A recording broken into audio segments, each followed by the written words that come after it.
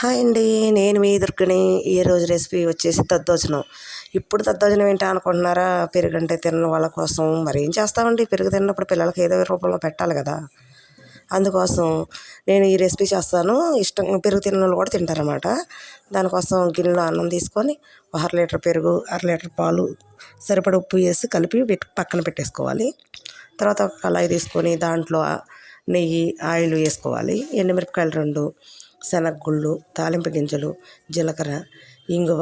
ఇవి వేగిన తర్వాత ఉల్లిపాయ ముక్కలు, అవి వేగిన తర్వాత క్యారెట్ తురుము, అవి వేగిన తర్వాత కొత్తిమీర కొంచెం. దానికి మెయిన్ కావాల్సింది ఏంటంటే అండి, శొంఠి పౌడర్ వేస్తే టేస్ట్ బాగుంటుంది. మిరియాల పౌడర్ ఇదంతా వేసి పచ్చిమిరకాయలు కూడా వేసుకోవాలండి. దీనికి కారం ఇంకా ఏమి ఉండదు, పచ్చిమిరకాయలు సరిపడా వేసుకోవాలి.